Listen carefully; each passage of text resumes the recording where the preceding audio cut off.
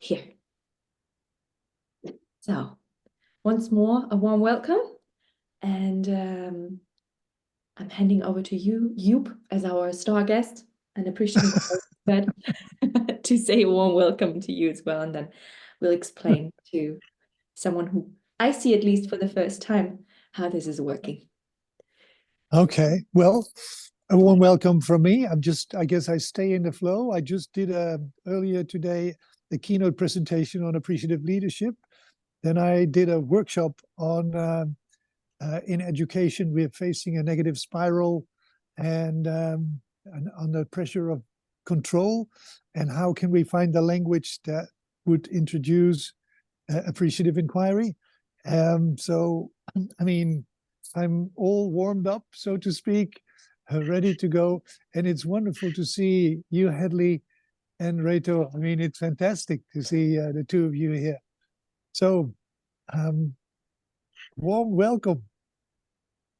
Very good, thank you. And I'm glad you are warmed up for all the questions that might come. And for you, Hadley, also for me, since I think you're the first time here, a quick how that works. So ask me any things you might know. Other ones of that kind are you bring along any curiosity that you have around appreciative inquiry or appreciative leadership or whatever kind of question you think you should ask Joep, and he'll do his utter best to address them. And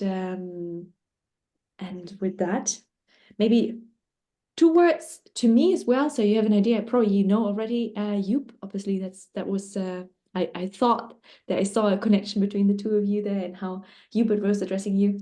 So my name is Vera, and I had the privilege to learn a lot from Joep with regards to appreciative inquiry in the past 5 years, running a company in the realm of organizational and personal development. And one day, another colleague came to me and said, like, such a pity that these stars, the first kind of the fathers of AI, or whatever, the first sons of AI, are not recorded in any sort. And so our AMA came about to both give the opportunity for people to ask questions to Joep, as well as to have kind of a track record of his wisdom. So that a little bit as a story to that. And now I'm very curious, of course, whether either you, Hadley, or you, Reto, as our kind of a very loyal guest, which I really treasure, have already any questions that you brought along for this evening. And if you have, popcorn style, just bring them to the table. Well, Hadley, would you go first or? No, okay. Yeah, go ahead. Well, thanks a lot for the opportunity to see each other again, and to have the privilege to actually be in touch with you guys and to listen and to know more about appreciative inquiry. And I have a question actually, and I just dealt with 2 other people with whom I'm going to go through the appreciative inquiry process. Unfortunately, in Germany, I invited them already for this event because I mean it's just a privilege to have this opportunity, but they feel not able to really follow the English language. It's a pity. But what we are doing currently, and we dealt with a theme which was Überforderung, overwhelmment, I believe is in English. And I would be curious how you would approach this theme in an appreciative inquiry approach. Tell me a little bit more then, Reto. Tell me a bit more, because this is just a word, isn't? Tell me a little bit more. The one person who is working in a governmental environment. It's about water control in Bavaria, and living in Hof. He also deals with Sucht drugs in all kinds. And what he sees is that people seem to be overwhelmed, actually often too stressed out in what they're doing. And I mean, the key question probably would then not to approach overwhelmment as such, but have a question in the direction of what would you like to have if you have 3 wishes, for instance. And then, of course, you come up with a lot of results in the direction of, well, I would like to talk more to my boss. I would like to have this and this item approached, etc., but not overwhelmment itself as a theme. I mean, overwhelmment is negatively charged. To turn this in a positive way, that would be one of my questions for tonight. Okay, it sounds interesting. I'm still so this is about individuals that are overwhelmed, to say. So it's not the organization, it's about individuals. It's individuals. I mean, it's one individual, of course, yes, and then, of course, a bunch of individuals in this organization. Yeah, okay. So the 2 things that come to mind, Reto, is whenever people are overwhelmed, and you said in a negative sense here, it's usually because they are either, well, not either, they are usually stressed. And the stress comes from, I would actually say, something not being met. And I don't know whether this is something that they would love to see in the organization, or whether it is something that's within them. So let me try and clarify this. When you talked about the 3 wishes, and you said, I would like to speak to my boss more. So apparently the problem is then seen as not being able to communicate with the boss enough. This will lead to my classical example of my classical saying of a problem is nothing else than a frustrated dream. So there is the dream, and I think that is frustrated. The dream being frustrated is the fact that he or she has no access to the person they want to talk to, either the boss or a colleague or whatever.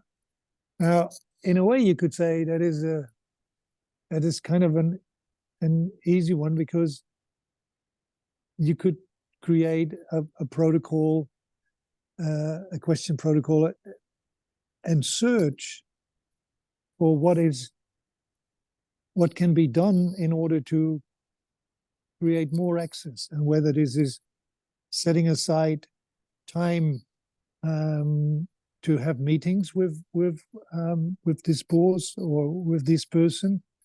It could be, this is something I did when I was an executive at Syntegra. I started to organize, because we had something similar, I think. I started to organize lunches with like 5 or 6 employees. So people who felt that they would like to sit with me and ask questions and make suggestions. So I would arrange for lunches, and this would create this more time. And indeed, was I've noticed highly appreciated. Or you can have and start to think, but now I'm really in the solution mode, and the solution should be found together with the people. You could think of town hall meetings whereby you say once a month we'll create something, a platform where people can ask whatever they want to ask. So there would be increased communication. But I mentioned the other thing as well when I said about stress, which is and it was actually triggered this afternoon, well, for me here this afternoon, when I did this workshop, and people go into an environment and they think they are doing appreciative inquiry, or they would love to do appreciative inquiry, but they hold this single truth or this belief about what is right, and they say, well, but the other believes something different, and then they say the problem is with the other person, which is interesting when you create a belief for yourself. And I'm not saying that anything is wrong with that, but it requires to be the ability to reflect on one's own point of view, whether you like something or whether you don't like something, and then investigate why that is important to you, and whether this truth that you hold, this belief that you have, whether is that absolutely true? I mean, is there a belief that you should have access to the boss's agenda? Should you and is it? I mean, is it then always true that you don't have access, or do you only have occasionally access? So it is really starting to challenge your own truth, your own construct, which is, I guess, the other side of the coin. So the one side is really to check what is needed, and it could be that there is not enough time. Then how can we address that in a way that is appreciated by both sides? And the other part is that it requires, I think, some self-reflection. And you are stressed. Are you stressed because you believe that something else should be done, or that I still don't know, and maybe you do, maybe. So I see these two coins there, and it was very interesting this afternoon with the workshop, that quite a few people said, yeah, we have I have indeed this very strong conviction on how things should be done, and that's why I complain about the board in this case. So then the question becomes, how sure are you, how certain are you that whatever belief you're holding is indeed an absolute truth or not? Yeah. Or might there be, differences of opinion, different beliefs possible, which is really interesting. Mm-hmm. Yeah, I believe what you said is particularly, I mean, this being overwhelmed already is kind of a subjective situation. It is. And to really drive you there out of this belief is I believe first, or just to check whether what comes up when they say, well, I'm really overwhelmed.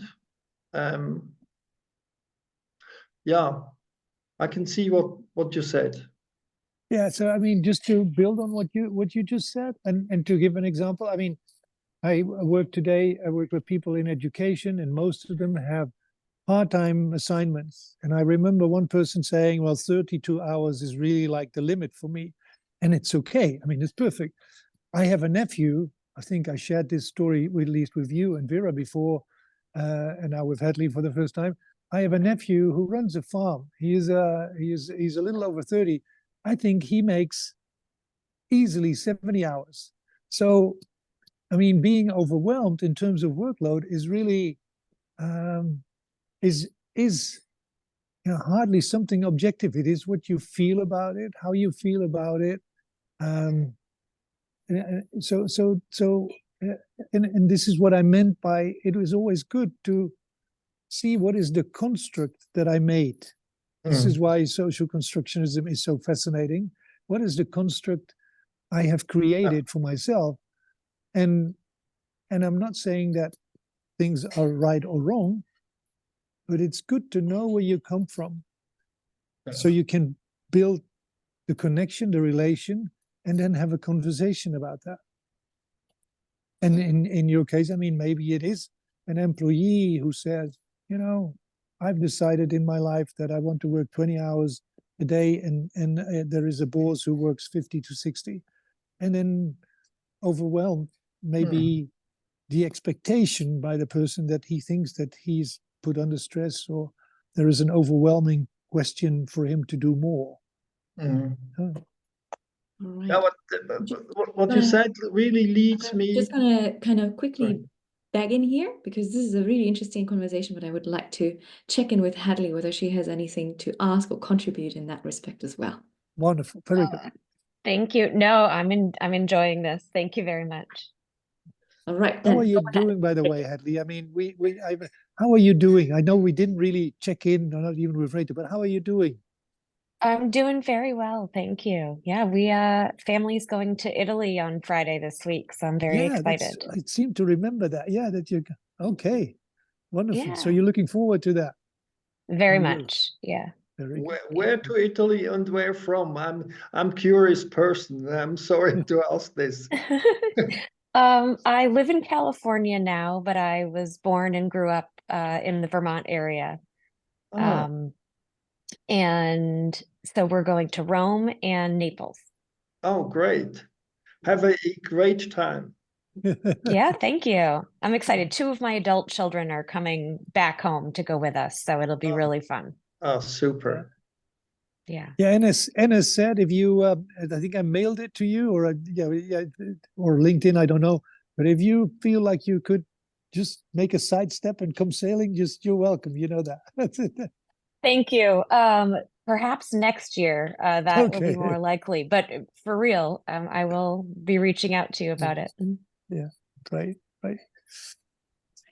Rita, you Yeah. said there was something. Yeah, what I believe what was really important to me is, I more or less accepted the overwhelmment, not going deeper into and said, okay, talking about overwhelmed, and now I just realize how important it is to really dive deeper and seize the construction of it. Yeah, thanks a lot. That's yeah. To put it really to really put it to practice. So I did the keynote speech, then I did the workshop, then then and I shared I have this call, and then I said I have to get on the bike in time because I have my dancing class. And somebody said, this sounds a bit overwhelming to me. I said, well, I enjoy it. I'll see some great people, be able to hear their questions and stories, and do what I enjoy. But I can imagine that to some people it might just be a little bit too much if we use overwhelming in that respect. I also have my dancing class thereafter.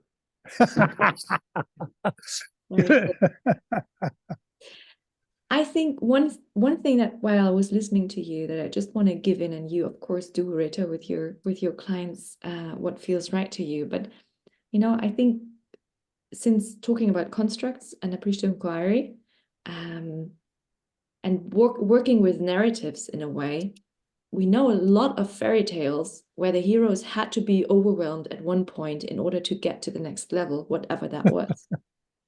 So what would be the story that they can tell, not we as the facilitators, but they can tell about kind of being at the edge and then going to next level, whatever that means to them. Because all of a sudden you can become curious in times of overwhelm. And I think we all have experienced overwhelm at one point in our lives, and we have overcome it. So we know it's not just kind of you falling down the cliff, but there's something else coming after it.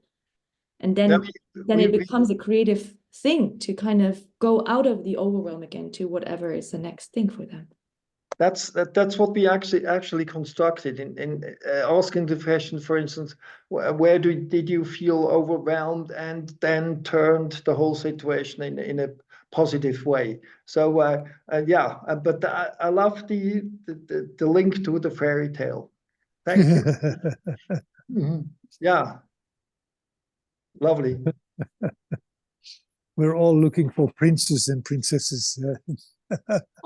Yeah. Sometimes more, sometimes less. But all right, starts with frogs. Yeah. Froschkönig. Yeah. That's right. All right. So this question is kind of good for you, taken care of, Reto? Absolutely. Thank you very much. Okay. Lovely. More questions, either from Hadley or Reto. Otherwise, I have one for you as well. Okay. What was you had a presentation on leadership and appreciative inquiry? I did, yeah. So today there was a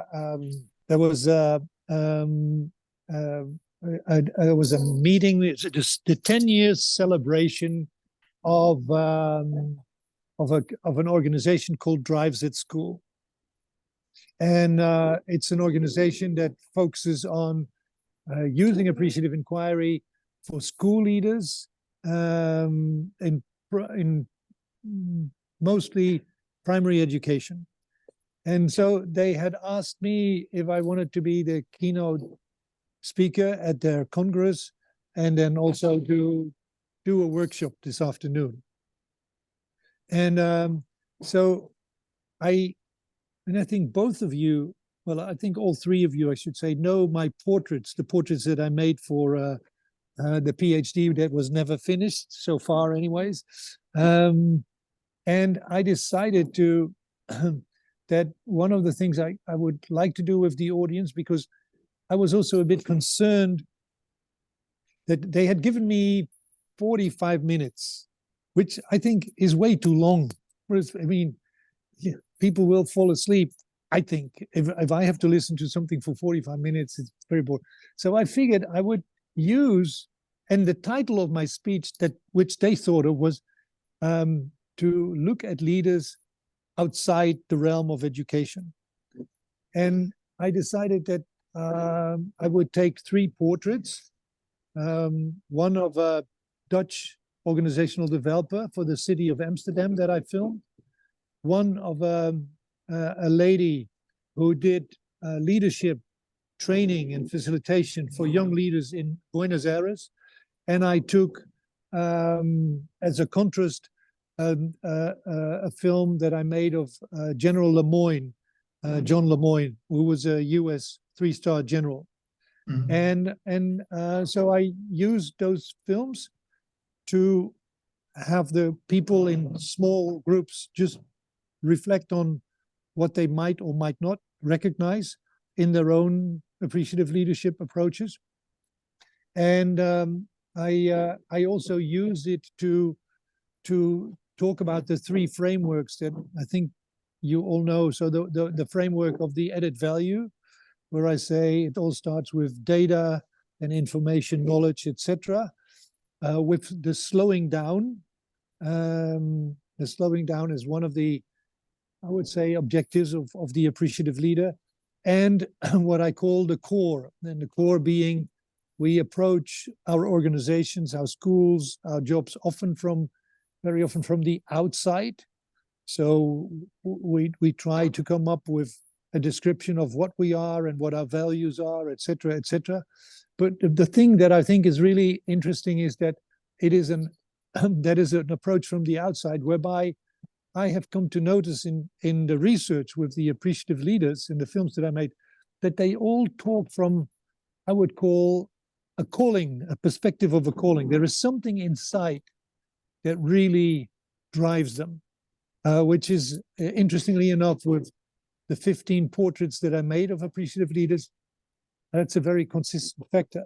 So rather than coming from the outside and let's tell the world what we are as an organization or as a school, what would happen if you would show who you are, and that whatever organization there is maybe nothing more than the sum or the adding up the different individuals that then make it collective, which I think we see in nature, by the way, a lot as well. When I see termites building something, when I see lots of animals building something, a beehive, it is not let's look at the outside. No, it's very clear on what their calling, their assignment is, and they do this with their whole system, their whole ecosystem. And I find it. So this is what I talked in the keynote speak, and because of the films, I did show a film, which is about 5 minutes, and then I had them reflect. And then I did a little bit of presentation, and then I did another film. And so the I actually didn't have enough time with the 45 minutes, so I ran over time. I got permission to make it like I don't know, 50 or 55 minutes. And they said they liked it. I mean, I could see the energy was still there.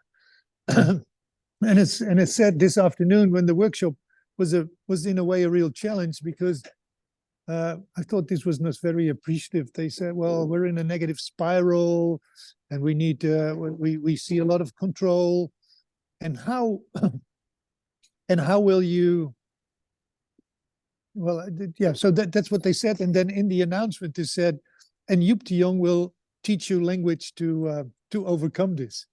I thought, what's happening here? I mean, Jong is teaching you to overcome it. Again, because but it was really nice. I did have the notion that it's about relationships and connecting, and it's about energy, therefore.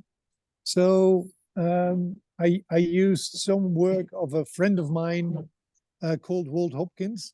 I did that with energies, and I also used one of my favorite gimmicks is the dance, how to connect, and I translated that to if you really want to overcome this pressure and this negative spiral, you have to realize at what level you connect. And I said, and of course it's not black and white or not very clear boundaries, but think about head, heart, and soul. And if somebody who is really controlling you and wants facts and figures and is talking from the head, and you are, as a director of a school, trying to motivate your team from a calling of learning and taking care of children, then there is a tension. And you're not going to change that by using different languages or whatever. You need to do then, or you first need to align in terms of energy, and then be aware that if somebody demands something of you, that probably it's not the right thing to say that I believe in you as an opposite. Then you are at different energy levels.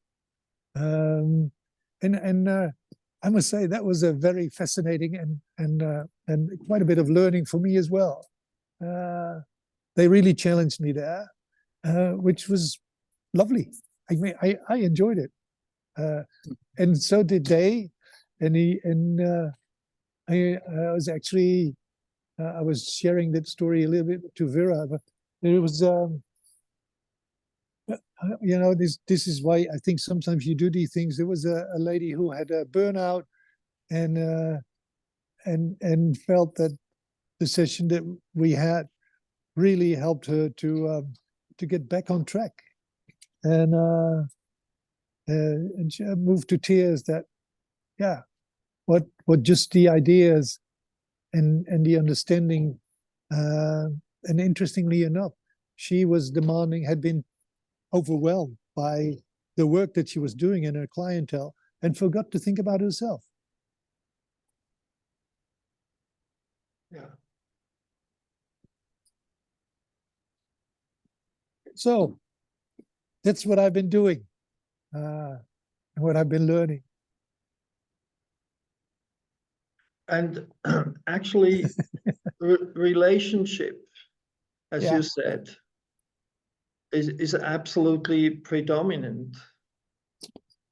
It's the key, Reto. I think it is the key. And it's actually love for the people. Yeah. Yeah. It is, and at the same time, you have to realize that, I mean, to use your word, if somebody says, I demand that you submit the facts and figures this afternoon or this week, and you tell him or her, I love you, it's not going to be very effective in terms of communication and building relations. And so it's not, so however true these words may be, but it's not going to work. So, and we see that kind of challenges, I would say, at least I see these challenges, and I heard people talk about these challenges, that the control coming from a ministry of education or a board is often in that space. Like we need to know how many students are there, or we need to know this or that. So what is your classroom occupation and all that kind of stuff. I mean, people come up with dozens of examples, and you come from, but this is about children learning. This is where the tensions start to grow. And then first, I guess you'll have to learn and to say, at least this is what we talked about, what would happen if you if you on the one hand would say, okay, let me try to understand, please help me understand why these facts and figures are important. And then please allow me to invite you, I'm just making this up now, but to invite you to come in classroom and look at us teaching a bunch of children. So you create again the possibility of a relation, because you, as somebody said this afternoon, I mean, you also have a relation when you are in a fight. As long as you're in the same school or at the same institute, then yes, there is a relation, only it's not very constructive or very fruitful, and it creates unnecessary stress, I think. Yeah. Doing this for school, what came up with me was the question: what was your shortest appreciative inquiry process? How is it possible to have? I mean, with kids, with kids, they listen maybe just for a couple of minutes, and what can we? Is it possible to have an appreciative inquiry process, for instance, in an hour? Yes. I can ask you, tell me what you love. I could ask, Hedley, tell me what you love about going to Rome. That's it. Uh-huh. That's it. That's it. Now, of course, it depends on how long you want to speak, Yeah. or how long Hedley wants to speak. But basically, that's it. So when there is a child and you say, I mean, I think it was, yeah, tell me what you love. What would you love to do? That's about the shortest appreciative inquiry process that I can think of. And you asked me a question one time that it remains one of my favorite questions, and it was, what makes your heart sing? Yeah. And it still is one of my favorite questions to ask. Yeah. Yeah. What makes your heart sing? And right, there is not much is needed. I could ask Vera, tell me what makes your heart sing, like I did to Eddie. could be less than an hour. And of course, if you know, I think these questions, if asked, and this is important, if asked from what I these days call being lovingly curious, lead from one thing to another.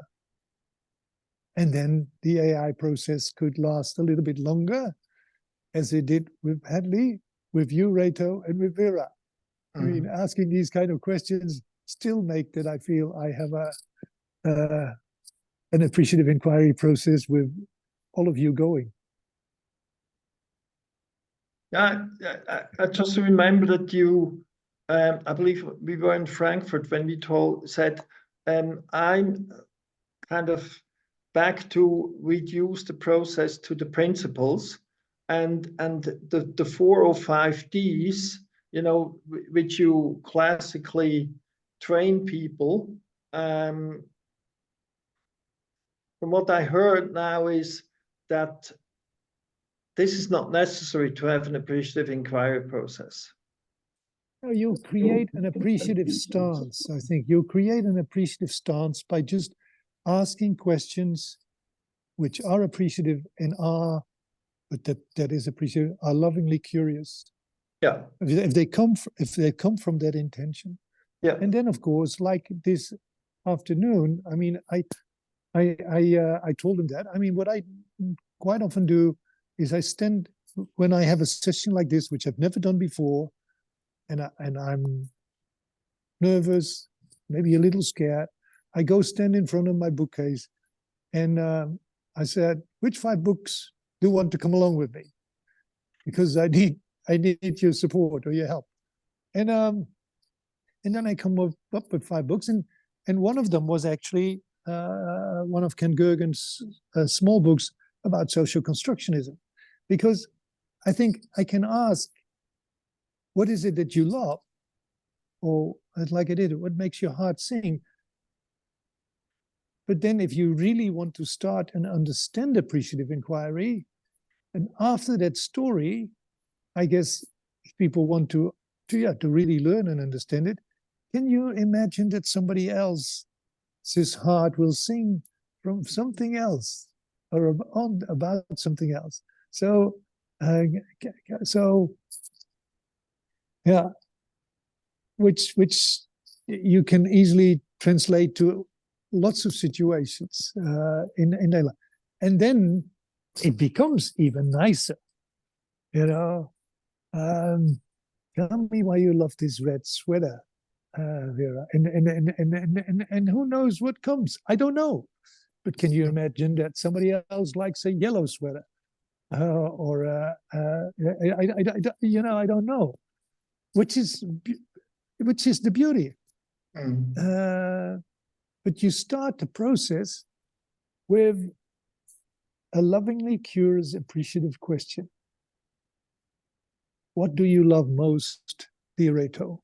And maybe you, in that realm, it would be, I would really love you to talk about this, because I think it fits a little bit to Reto's question about the idea of appreciative inquiry as a tool, appreciative inquiry as a methodology, and appreciative inquiry as a way of living or thinking or whatever. Because I think what you've been referring to right now is, in a way, you as living appreciative inquiry more or less every day, you think about it probably in each second. You have maybe an idea based on, let me have a look at the bookshelf and what is there. So for people who maybe start or are more in an earlier stage of knowing appreciative inquiry and starting to apply it, it's maybe also helpful to have a more structured, Hadley, it was lovely to have you here as well. Yes, Hadley, thank you for joining us. Have a wonderful trip. I look forward to hear how it's going, and enjoy this family journey. Fantastic. I think it will make your heart sing. It will. Until next time. Thank you. Bye. Take care. Bye-bye. So yeah, it would be maybe lovely also for people who are watching this series of Appreciative Inquiry that you talk a little bit about that, because I think we have not tapped into that one before. No, so yeah, so it's building on Reto's question, I think, Vera, if I understand you well, and saying, well, how can you get started with AI, right? And then not just by asking the lovingly curious, appreciative question, which I still think is a great start. But if people need to know more, then it is really, this lady that I did during the workshop. And so we went through the invitation process of the dancing. So it was the cavaseo, it was we started with the embrace, and I asked her what is most important, and to me she said, to me, it is looking into the eyes of the other. I think so. There are clear steps, and with appreciative inquiry, but you can do that very quickly as well. You can tell people appreciative inquiry is about understanding and listening to the other's most beautiful stories. Sometimes people say the best stories. Oh, whatever.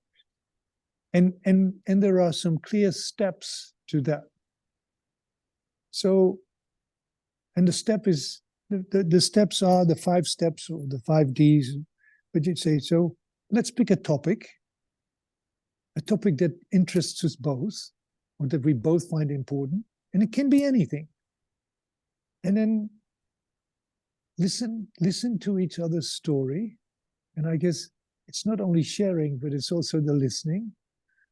And then let's build on these stories and just let our fantasies go wild and just think of something beautiful that we see emerge when the stories are there, when the stories are implemented. And when it is there, then let's see what we can do. In the old days, we had the provocative proposition, but I would really say, what can we do? So maybe we can build something, do something within the realm of the possibilities. Mm-hmm. And then when we do that, whether it's a drawing, whether it's a little model, whether it is whatever, then let's take the last step and say, now, how are I going to do this for real? And this is what we actually do in a lot of cases. Whether it's boys or girls, doesn't really matter. I mean, it is the girls, at least. And this is my generation. Let me put this and be careful here.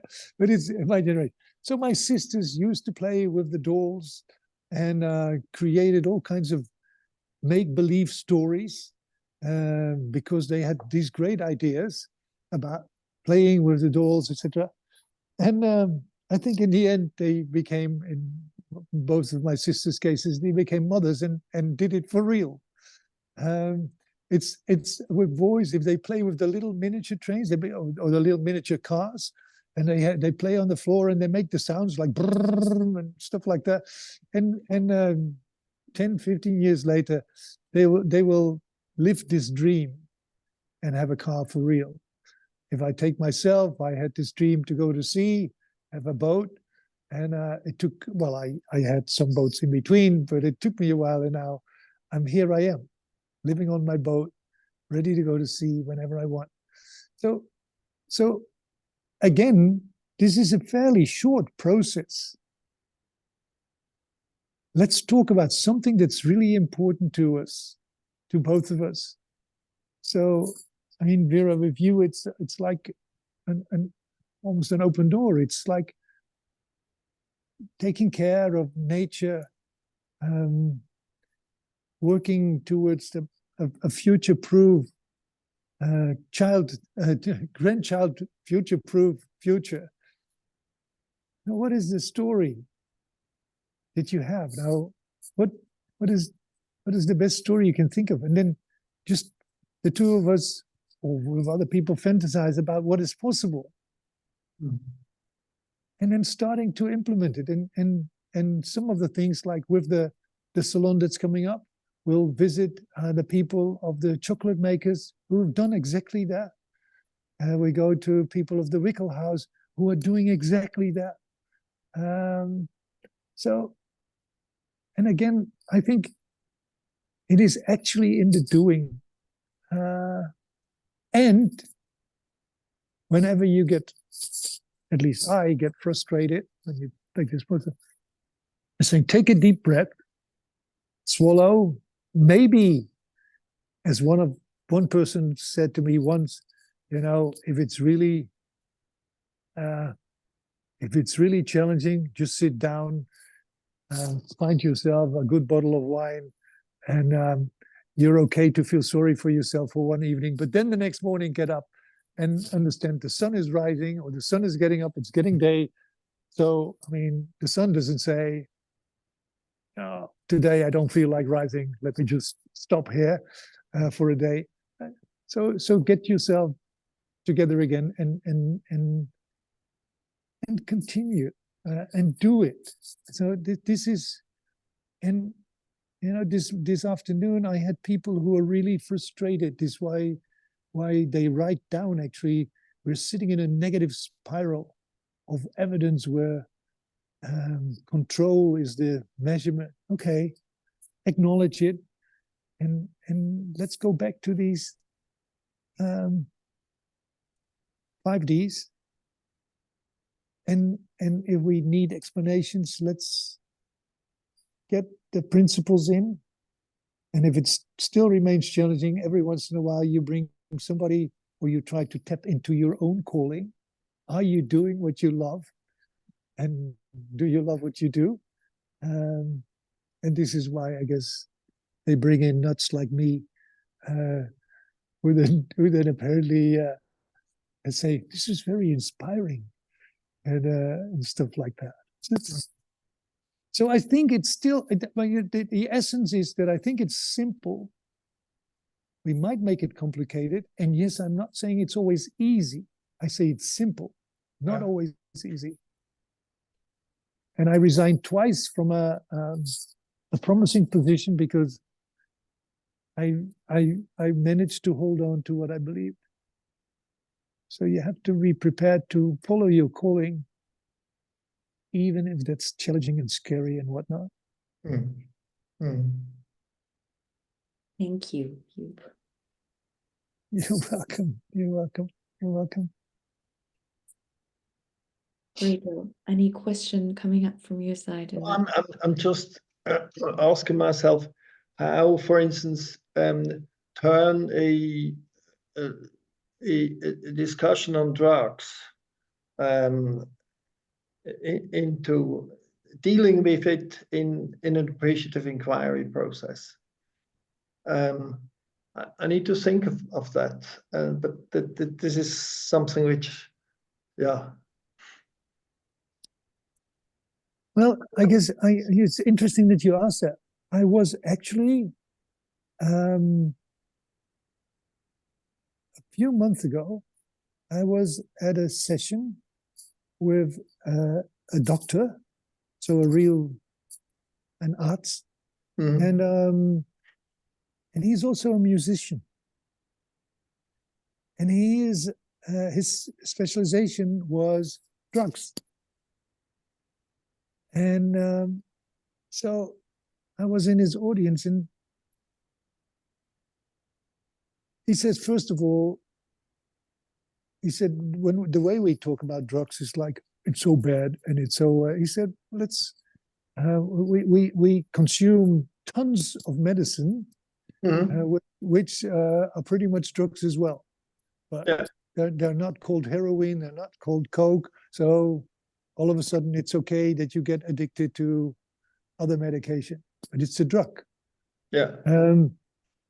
So he said, you really need, first of all, again, it's about the relation. So you need to get into the conversation by not pointing to someone, what you're doing is wrong. You are ruining yourself. You're a pest to society. All these finger pointing things. So he said, first of all, make sure that you understand what's happening. And it was indeed fascinating to hear him talk about in depth from an academic perspective what drugs do and what they are. And some of them are extremely dangerous, as we know. I mean, but there is a lot more than just there is drugs. But any situation that you want to change, unless you put a gun to somebody's head, is actually to get into connection, establish the relation, and get into a conversation and try to understand what is happening. Because nobody, you could say that, nobody really just starts to use drugs as they do food. There are reasons, and it takes time to start understanding that. And it's sometimes a very complicated process to get it to a level where we understand what is really happening. And by the way, if I have to look up his name. I know it's Gira. I can look up his name. I'm sure, and I can give you his probably his email.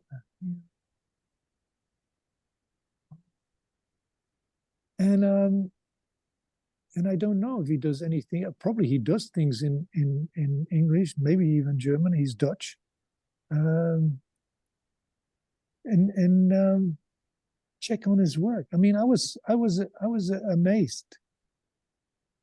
And he's not making it any nicer than it is.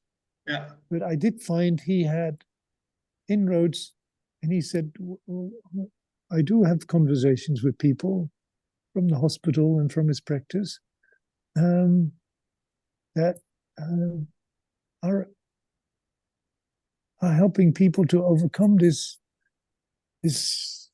pit in which they are, because that's what it often is. What comes to mind, you, when you're sharing that, it's not called positive inquiry.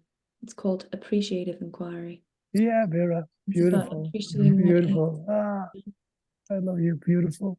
Yeah, yeah, very much. Yeah, and that's what he does. I mean, at least that's what I felt. That's the impression he gave me when he did his talk, and I was also impressed by his ability, and you could call that a gift or not, I don't know. I mean, I didn't check that with him, but to combine the arts, his music, with being a doctor working in this area of drugs. This was really impressive. At least that was impressive to me. Thank you. You're most welcome. Thank you for that, and also for that question, dear Reto. Yeah. I'm looking at the clock, and I think this is maybe the perfect moment to do a checkout. How do you think about that, gentlemen? Fine. Fine. So what was the little gem, the little gold nugget that you take out of this AMA call for today?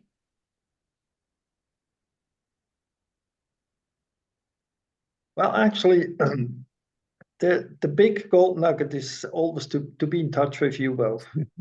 To have this privilege to ask questions. And the insights actually specifically with regard to constructionists as we are, and yes, the remembrance of it's appreciative inquiry and a positive inquiry. That's fantastic to remember that. And in addition to that, the freedom to actually go away from a strict 4 or 5D process and be flexible and be ready to be flexible, but in an appreciative way. Yeah. Well spoken. Thank you very much, and have a lovely Easter. Yeah, that's coming too. And Vera, you, if you want to. Shall I say go? what- You are closing? Okay, that's good. Well, I can, yeah, whatever you want. You're the chief facilitating officer. I can go and then you close, my dear. What I take is what the gold nugget, there were several actually.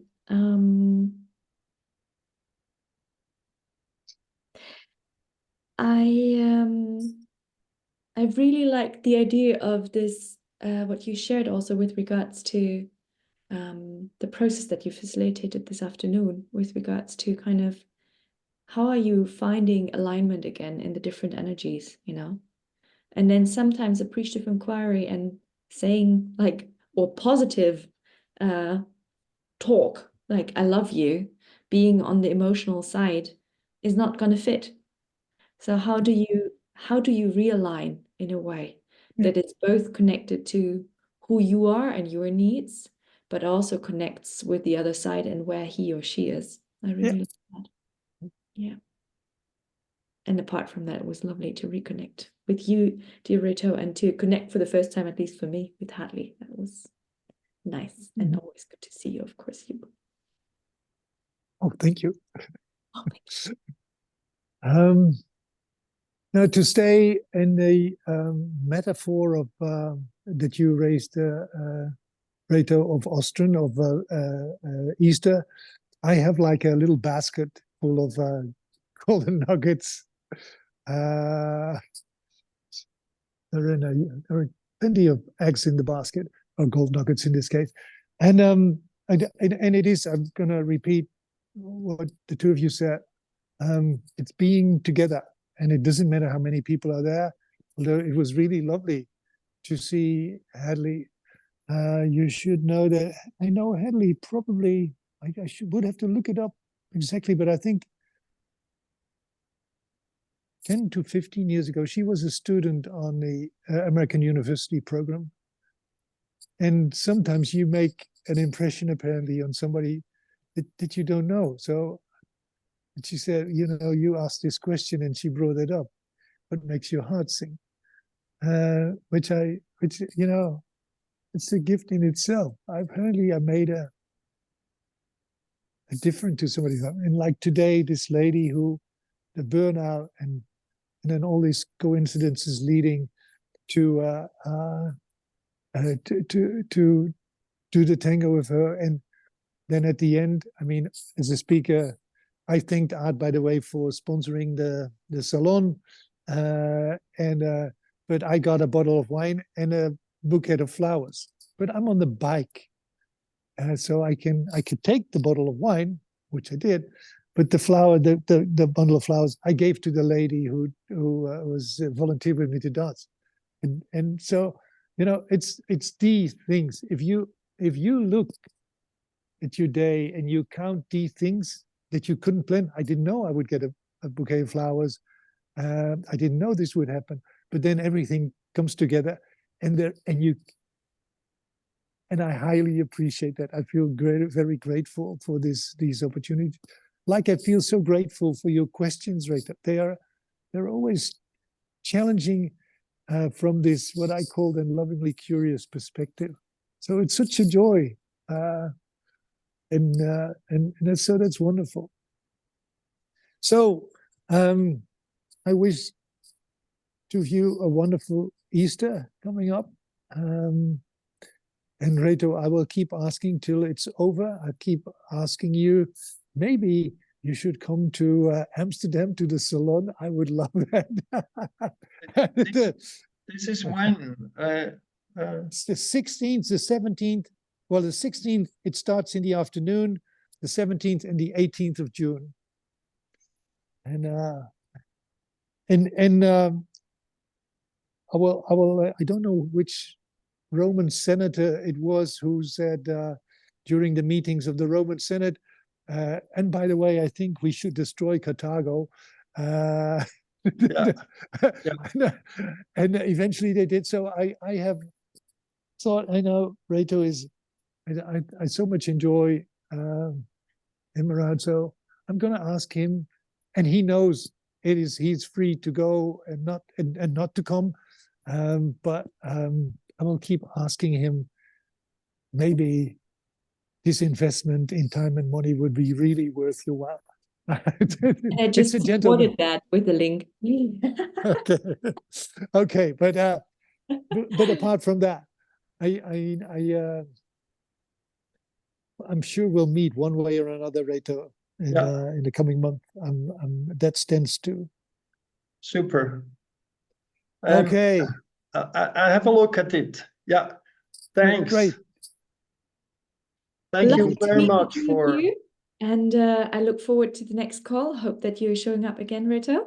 I hope so too.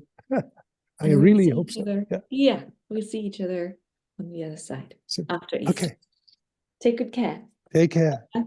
Bye. Love you both. Take care. Bye-bye. Thank you very much.